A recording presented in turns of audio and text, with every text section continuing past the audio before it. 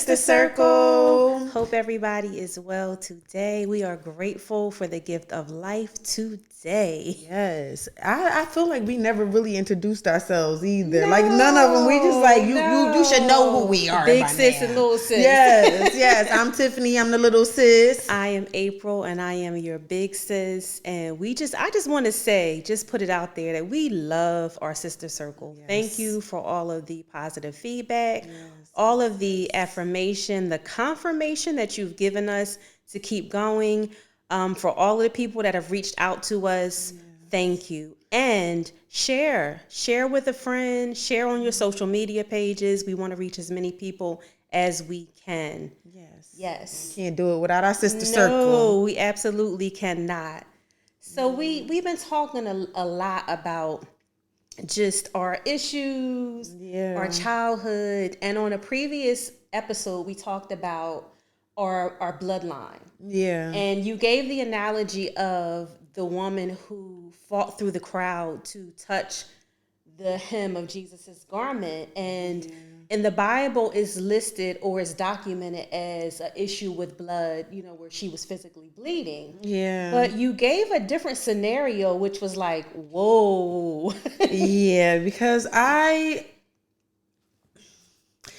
had a different interpretation of it because even though she was physically bleeding, it was, well, what if she, like with us and trying to correlate it with us, what are our issues? Yeah. What are our issues in our bloodline that are passed down from generation to generation that we struggled with and not letting those things go? Yeah. And at some point you're going to have to let it go because it trickles down on the next generation.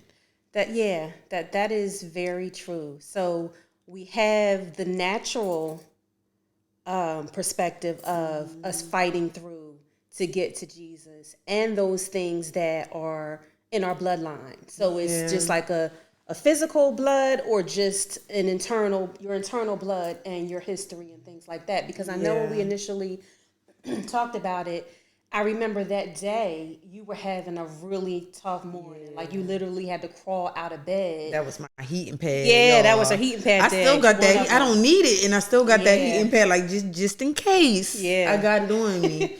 So that was one of those. That's how this all came about. Yeah, like just to give I literally had to crawl out of bed, and literally felt like the woman with the issue of blood. Yeah, and crawling on the floor, like, to try to get it done. So that's how this all came about. But what you're saying regarding the whole bloodline just takes it so much deeper. Yeah. And thinking about that and unpacking those layers to figure out what those issues are. And I've said before, and I'm a firm believer, even in my journey, that God can only heal what we reveal.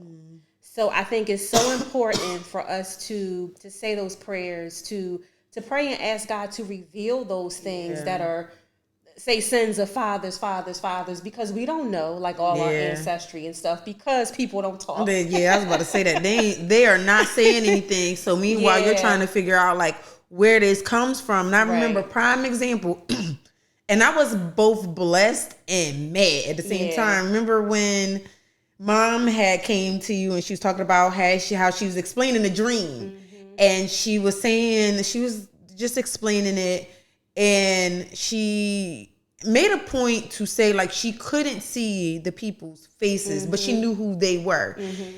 And I have the same dreams where I'm not seeing people's faces, but through their spirit and like maybe how they walk or depending on what their dream is about, I'm able to determine like, okay, that's how I know who that person is. Yeah. But for daggone 15 plus years thinking everybody dreams like this. Right. And then getting that aha moment of, wait a minute, you dream like that too? And it's a bloodline. The bloodline doesn't always have to be bad things, but just the gift of if that information was given, what I would have been able to do with it. And I actually did. I called her like, so you mean to tell me you have dreams too and you don't see?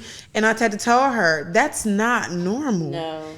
No, it's definitely not normal. And had that not just come up just in general discussion, like we would have never known that. Yeah. So just the important, I'm glad you made the point of it's not always a bad thing. Yeah. Because sometimes it can be good things too, which that is a gift. It's a gift from God and it is a good thing. But just having that understanding, like you mentioned, if you had that knowledge and understanding as a child, like that would have eliminated a whole lot of your struggle. Yeah. So that's good. That's an important thing to now you know with your kids, because of course they want to have some of the same gifts along the way. Like I know I was listening to Stephanie Ike, and I mentioned this to you where she was talking about something similar, and she has this gift on her life of, discernment, prophecy, healing, a bunch of different stuff. Yeah. And we know with that, it's heavy. It comes with a lot of burdens. It comes with a lot of adversity from the enemy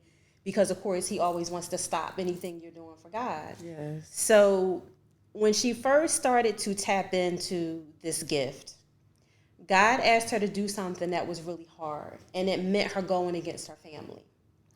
So, and she's of, I'm not sure if it's African or is she African? Nigerian? Forgive me, sis, if I'm getting it wrong. But the approval of her family was like the most important thing. The culture that's there, It was the most important thing to her. So the fact that she had to go against her family, she was basically like, God, no, I can't do this. Like, I live for the approval of my family. And he told her point blank, period, okay, if you don't do it, I'm going to require your daughters to do it. Yeah. So that changed everything. Okay, God, okay, never mind. I'm going to do it because who wants to put that burden on their kids? And that was crazy for me because remember I was saying that. And it got rid of that lazy spirit for me when God literally told me, he said, whatever you don't complete, that I've held you, because there's certain stuff we're not able to do within this timeline. But whatever he's requiring me to do within my timeline, and if I don't do, he was like, you have 3 kids. Ooh. You have 3. And I firmly believe that when there's more than one child, that the last one gets all the gifts.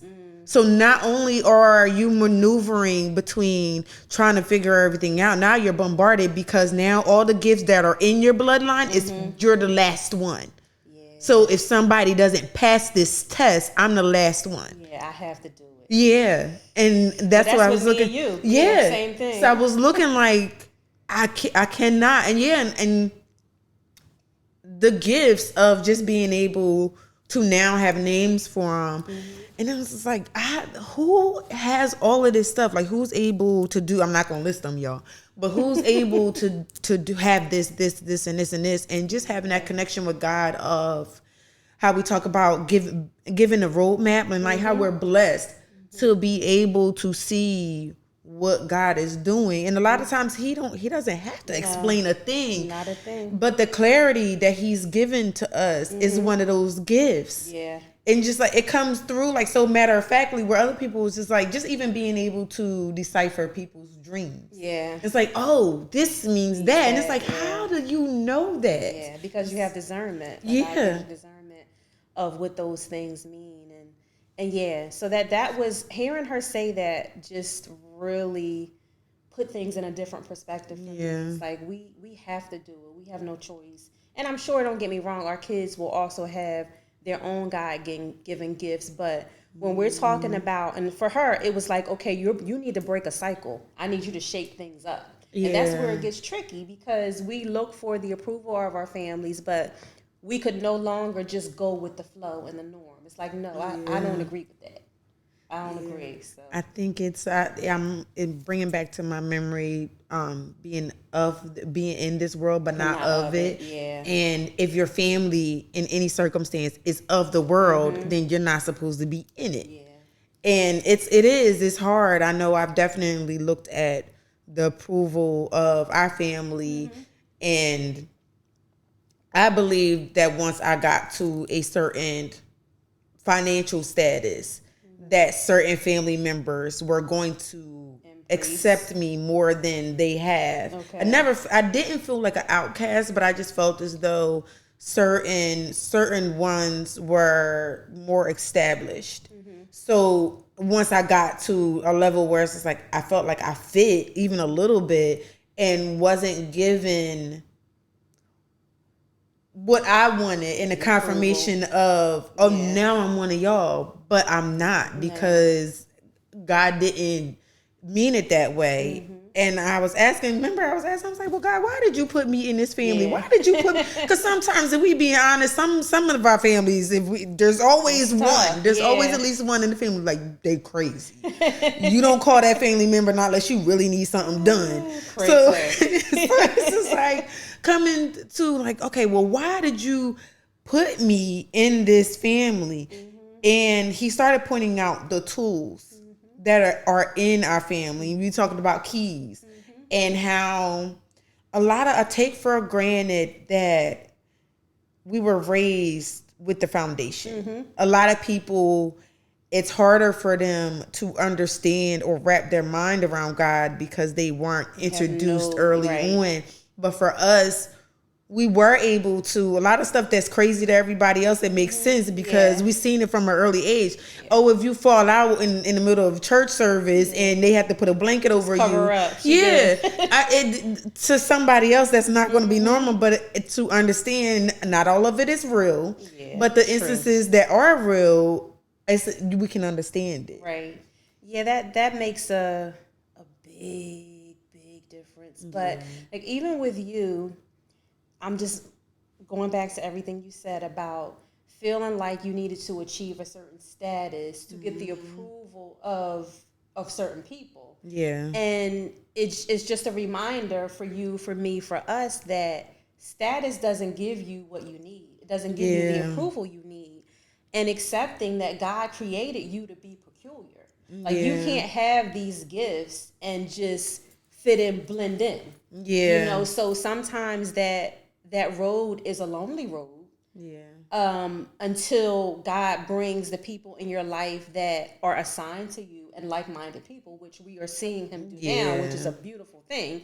And I dare to say it would have happened a whole lot sooner if we would have just embraced who we are. Yeah. And not, trying to fit into the mold of who somebody else says we are, or just blending in, you know, like faking it to act. And I told you, like, there was time, it wasn't until a couple years ago where I really felt comfortable in my own skin, but would just go out and it's like, I'm almost in a bubble and I'm watching all the people around me and they are having such a good time. And I'm like, I'm not feeling this, but I'm trying to try to, fit in and try to enjoy, but no.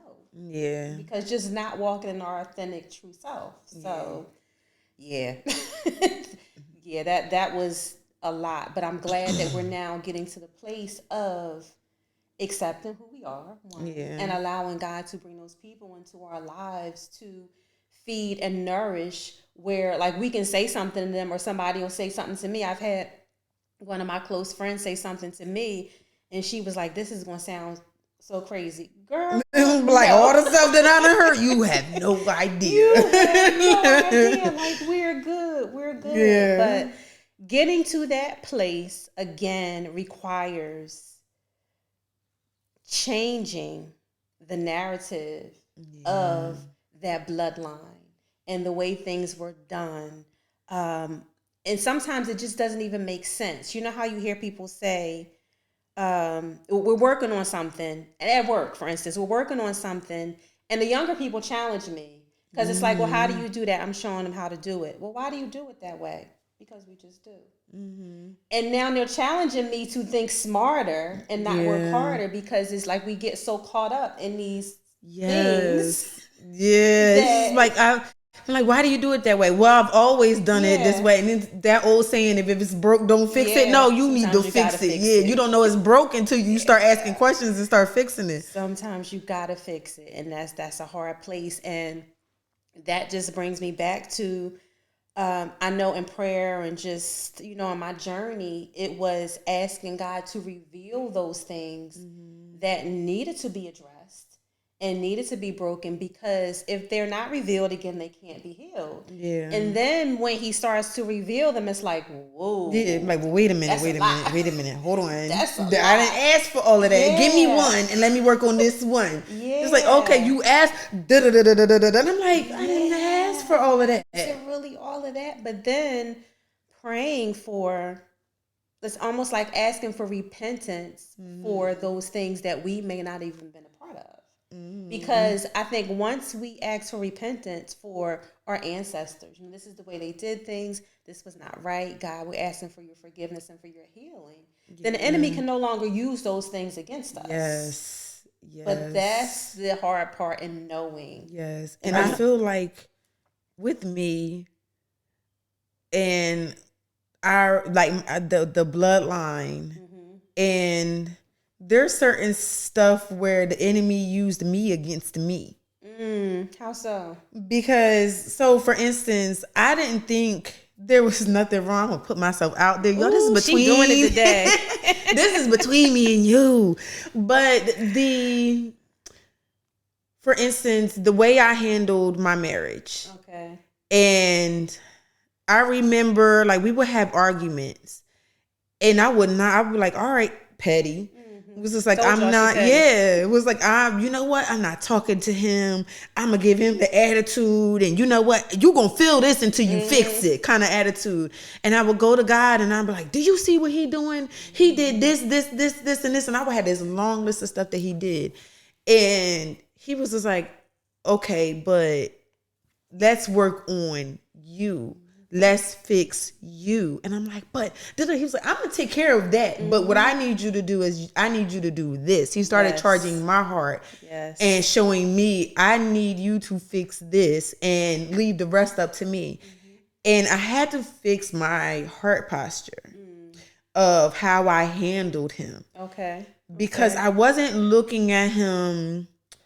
One of the guys I had listened to was a podcast, and he was talking about we weaponize our mates. Okay.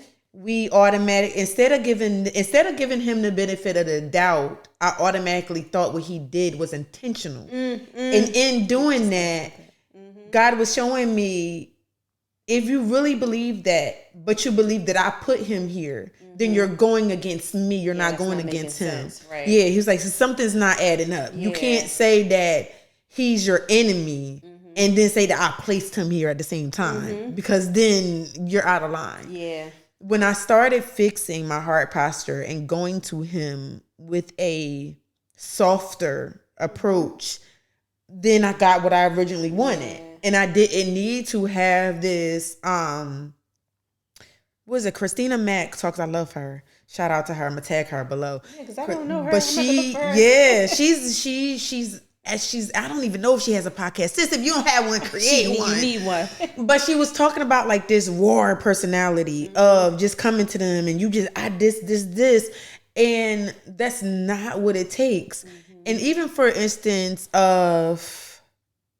through marriage counseling has helped me tremendously because I was able to see some of the stuff that my husband won't put into words and won't say, another man was able to express and say this. And then we were able to touch and agree, and stuff that I wasn't able to put into words. Another woman who was counseling us was able to say, okay, for instance, being a stay-at-home mom is hard. Yes. You need to look at this, and this. And our male mentor was able to say, you know what, him going out in the world every day is hard. And just putting those perspectives in the place of, we both have it hard. Yeah. We don't need to make it any harder for each other. So a lot of times we do this practice now of wearing each other's shoes for 15 minutes before we come to each other with anything.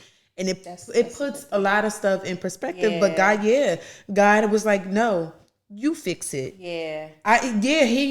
He's wrong in these areas, but I'm not allowing you to go to him and say, oh, you're wrong. Yeah. So what do you want to do? How can you add value to the situation? Yeah. And we talked about that a little bit a while back, where I was just talking about even with my marriage and like being intentional.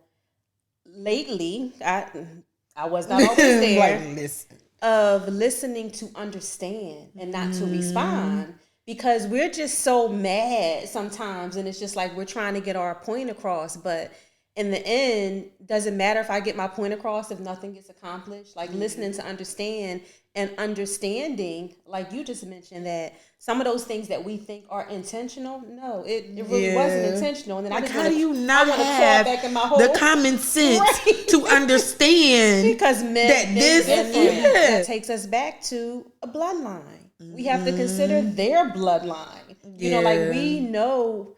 And then we don't even know all of our history. And that's why we ask God to reveal things. But we know a lot. But because men and women are so different, most men aren't going to talk about those things. So it's like we're now detective in trying to figure it out. So we don't know what has been carried down over generations. Even the small things. I remember our first year of marriage was hard. Like we fought over the simple stuff like juice. Because I would go in there, I just pour me, and like we both did grocery shopping. So I'm like, all right, there's juice in here, I'm gonna drink it.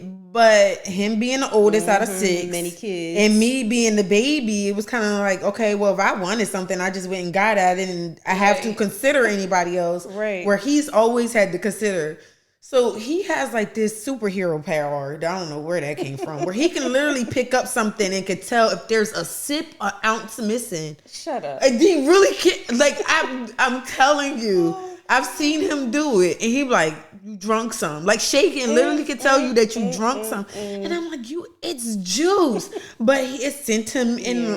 It took him back to his bloodline and his childhood of you can't do that. You can't take my stuff. Yeah, I don't want to share. Yeah, but this is like, how you not going to share? Well, I get it though. I get it. You never had to share. Yeah. Like you, at that point, you were in the house all alone. Yeah. But me, although I was an only child, I grew up with my cousins.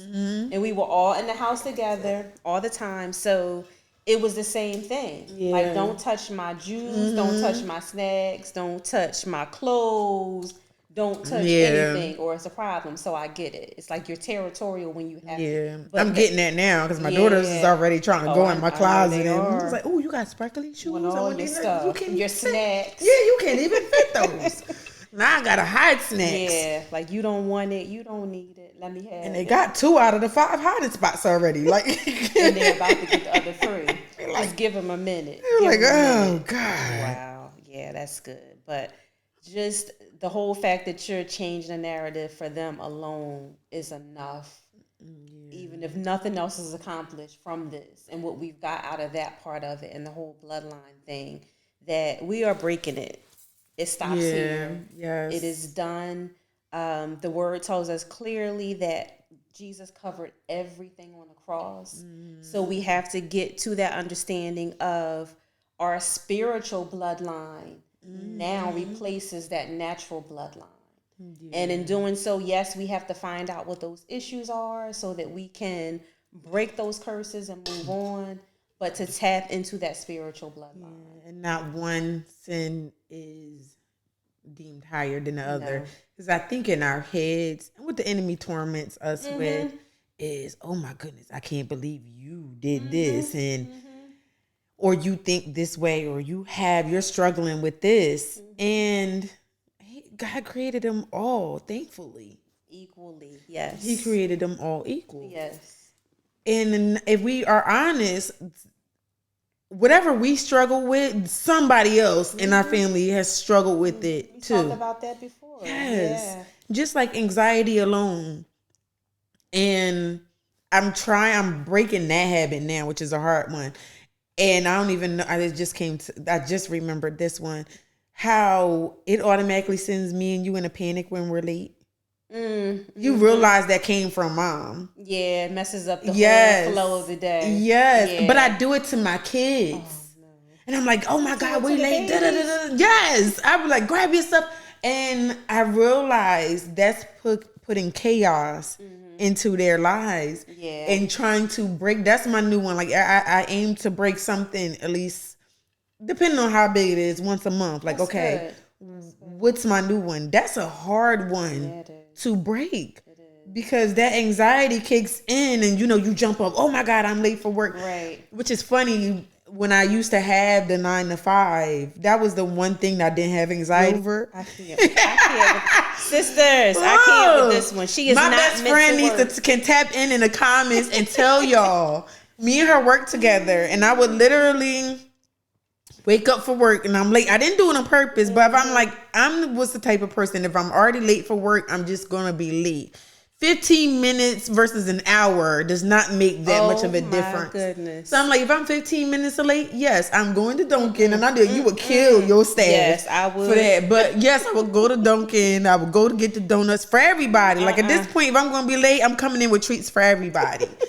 But when I tell you, but I knew, like, I knew where I stood at with the company where nobody else dare. They were like, how come she get away with it? But I'm doing your job, and your job. Yeah. So I'm going to be late. We gonna give her a pass. Yeah, I used to call my girlfriend and I used to be like, what you want from Dunkin'? She'd be like, you are 20 minutes late. No, you not stopping at Dunkin'. I'm like, I am. And what do you want? You can tell me or you can miss out. And she'd be like, all right, I'm going to text you what I want. Yeah, let me get this. Yeah, let me get this. But that's why it's clear. And we talked about this. And I told you, I'm like, if somebody is late, I wish you would come in with a Dunkin' cup. I did it but all the time. You did it, but you were good at what you did. And I do have to admit that I do give people that are good at their jobs a little more grace. But this is why you're meant to be an entrepreneur. Because corporate America is not meant for you. Yeah. Because that's not always going to fly. So I'm glad. And we even have some of our clients where I was telling you, we have some of our clients where I'll tell them, don't, like, if you send me an email and you're like, I need this done in a half an hour, I'm not doing it. Because I need at least a day's notice. With everything I have going on, just like how you want your time respected, I want mine respected. Boundaries. Yes. But I set those boundaries regardless of who somebody is and without knowing their status. Okay. That's so my husband was just like, you ain't say that to this person. I'm talking about a client that is, if you go in his bank account right now, there's over $5 million in his account. He's like, you didn't see that. And he was like, but he talks to you so nice. And how are you doing? And how are the kids, hon? I have a favor to ask you. He's like, he never asks. Usually when he calls, he's like, I need you to do this. And I needed this to be done by yesterday. And I'm like, he don't talk to me like that. Because he knows he can. Yeah. And I was telling you about one of my staff members that's the same way. Like to the point where sometimes I'll hear her and I'm running to her desk like, no, don't say that. Love it. But the people respect her in a way that it's kind of like they conform. Yeah. So I think sometimes it's needed, but we have to find a balance. Like it can't be too far left. I mean, I don't. And you're not disrespectful. Yeah, no, I don't. But I love people, but at the same times, I know what my triggers are. Yeah. Which is important. If you're going to do something that's going to cause me to have a trigger, I'm not dealing with you. Yeah. So, and that's where if you tell me I have to fix something and you're only giving me 2 hours to do it, it's not going to be done the way you want it done because now I'm working against my anxiety. Yeah. So now that's why I put that in place. Okay, you got to tell me the day before at minimum. At least. Because if not, it's gonna be half. Yeah. You're not gonna get it the way you want it. Yeah. But you've definitely broken the mold of conforming, which I do think that's something that's also been a part of our bloodline. Yeah. Conforming to the norm or what's expected and those things, which is important. So for me, that's something that I can consider. And taking the limitations off. Like with your bloodline sometimes limits you to a box. Like this is the way we do things. We can't move outside of those boxes. I can't do it. Yeah. So all of those things. We're like never seeing it done. Right. Being first. Yes.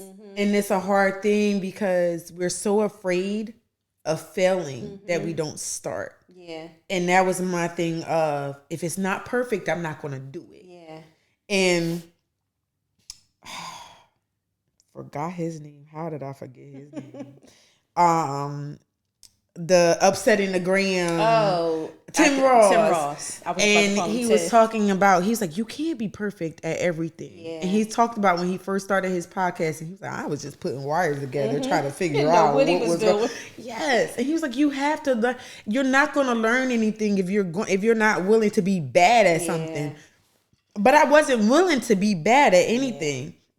Yeah. Nothing sent me to a higher degree of stress than when I found out I was pregnant for the first time. Of course. Because I didn't want to get it wrong. It's like, I have to be perfect at this. Remember, I had this whole, for every 15 to 30 minute increments. Remember that little schedule on the kitchen wall? Oh my goodness. And your husband was like, she don't do all of this. Yes, I do. Like you had to do it all. Yes. Breakfast, arts and crafts. We would color code stuff. And I taught my kids colors by cupcake icing. And we used to do different color cupcakes icing. Make me tired just looking at it. The therapy sessions where like the different sensory objects. And just, and was burning myself out, where my kids would just be happy playing with a cardboard box. I was out here running the tab up at Target, like, I'm gonna go get this, I'm gonna go get this, I'm gonna go get this. Created a whole Velcro learning activity book for my oldest. It's in the drawer. Half the pieces are missing. Stuff that you don't even need to do. But it's because that's how you were taught. Like everything has to be structured. It has to be done a certain way. We talked about this before. I'm still getting out of that one. It's a cringe for me because my husband pushes the envelope and he knows he pushes it. So if he looks at this and he's like, I don't, yes you do. I can name one ugly orange coat that you got that I hate. But he will put it together and I'm like, oh, that looks nice. But I would never. I would never do it because I would wear the same color all the way through. I would never wear more than one color. It's like, okay, if I'm gonna wear this one color, I'm gonna pop with just this one color. But now the way fashion is, it's not like that. I think we talked about before. Did I talk about Jackie Green and Travis Green with the same conversation? No, it was matching. It was him. He talked about it where, like, you couldn't tell him he wasn't fly. Like, he didn't have it all together. If he got on a green hat, he got on a green jacket, he got on green shoes, he got like green. And his wife was like, she never said anything prior to them getting married. Okay. But he said once he said I do, she said, oh, we got to shake this up. We not doing this no more. And he's like, y'all, she had me thinking I was looking good and I was all together. And after we got married, she's like, let me see what you going to wear before we go out, because we not doing this whole matchy thing. And I laugh because that's me. Yeah. Like typically right now, if this jacket has green in it, I do have on a green top, I would have on green boots. Yes. Which I have. I was trying so hard because I had like these brown and gold sneakers, and I was like, I'm gonna put them on so they can match. It was like, nope, don't you do it. We're not doing that, and it's really a struggle to break those patterns. And I dare to say it's going to be something that I'll probably struggle with for the rest of my life, because I put it on and I look at it and I'm like, that don't match. Yeah, but it don't match the way you're programmed to make it match. Even nails was a big one. It still is. With the nails matching. Yes. My nails had to match my outfit. I remember the first time I got acrylic nails. They were blue. They were blue because I could wear jeans and they would match. So for 2 weeks, I would wear that one color that was on my nails. And then next week, I would switch. And I was doing this middle school, high school. Wow. By the time I got to college, it was literally like I went back to press-ons because I could like wear them for 3 days and then switch. Yes. Down to the toes. But now like that's where the whole white nail polish on the toes, because it's going to match everything. We doing white or black. Yeah. That's it. But yeah, that's where... That's terrible. That's where it came from. Or even jewelry. Not having... I would never have gold and silver jewelry together because it was one or the other. Yeah. Yeah, me too. Me too. Like it's crazy. Just not to mix it up. Like, why? Where now? Because again, it goes back to, and those are some of the smaller, minute things that we don't even think about. But it is still, in fact, linked to our history, our bloodline, where we came from. Yeah. So we are sisters, and this is for y'all too. We are breaking the mold. We are moving outside of the norm. We are moving outside of the box and just changing things up. Yes, do what you like. Yeah. And figuring out what that is. Because it's hard. Yes. I didn't know what I liked. And I do like a range of colors and figuring out like, okay, I like this, I like that. And even like how we talked about my oldest, not her, we still working on her. Because she looks like all the colors. The last laundry day. And I'm like, you cannot, okay, let me not say that. But if you have a purple tutu on, I love it. green I love it all. Leggings, and then a red or blue. She wears this one red top, y'all, that has this gold heart in the center over and over again. I'm like, that and her favorite dress. Yes. And that black is cute. But she will wear that dress. Oh, it's a party. We having a party. We having a barbecue. We have it. Somebody's coming over. I'm putting this dress on. If it's dirty, she be like, can you wash this? Can you wash it in the sink? So hurry. One day she had my hair dryer and was trying to turn it on so that she could dry her dress. I'm like, pick something else. No, she don't want to pick nothing else. But I love that about her uniqueness, because she doesn't care. If this is what she wants to wear, is what she wants to wear. So like I told you before, when you weren't there that one time, I'm embracing it all. I'm so glad she goes to a school that has uniforms, y'all. So you don't have to worry about it. Don't have to worry about it like at all. No, you have to wear this. You got 2 colors to choose from. That's it. And everything matches. Yeah, that's good. But even just to get back to where we started before we close out, because I don't even know what our time is because we have no clocks anywhere around. It doesn't even matter. It doesn't. But the whole, like the woman with the issue of blood and her doing whatever she had to do to get to Jesus. Yeah. Because she knew that he was the answer for everything concerning her. Yes. So just the importance of us getting back to that. Yes, and regardless of what your issues are, that's what it's about. Regardless of whatever your issues with blood are, all right, I have an anger problem, I cuss somebody out, I have more drinks than what I would really want to have, I'm partying more than I'm spending real time with God, not what religion says is time with God, but them real honest conversations of, I need help with this, and this. And not expecting it to be instant. That's where I'm starting to, how they say, let go and let God. Because I'll see, as soon as I see an issue, I want it fixed. Right away. Like, okay, I see it now. So now I'm going to see it everywhere. And now I'm going to beat myself up because this issue is still here. Yeah. God, how long do you want me to deal with this issue because it's still not fixed? Yeah. And he's like, well, you said you was going to let me have it. Do you want it, or are you going to allow me to have it? And I'm like, I'm going to allow you to have it. And just a constant reminder to myself. I said I was going to let God have it. So I said I was going to let it. Okay. I said I was going to, you know what? There's times where I do lose it. And I'm like, nobody talk to me today. I'm done. I'm tapped out. I remember telling my son, don't call me no more. That's it. I'm tapped out. But God's like, you said you was going to let me have that. You said you was going to let me have this. And it's just like, okay, God, I'm bringing it back to you. A lot of times we feel like once we give something to God, it stays there. And it doesn't. If it's a true issue, it's human nature to want to pick it back up. And nobody's perfect until we leave this earth. Yeah. And I keep drilling that in my head. Yeah, I'm not going to be perfect. This healing journey is everlasting. There's no, I arrived, I'm healed, I'm good. It's different levels to it. Yeah. And just coming to that realization of, okay, God, I can't do this on my own. And that is so true. Like, we have to surrender those issues to him daily. Total transparent moment, and I hadn't planned on sharing this, but in this whole healing journey over the last few years, like, I felt like I was able to overcome most things. But there was one remaining issue, and that was the way I eat. Just like, oh, I need junk all the time, or I need a snack every day, or I need, like food is my comfort.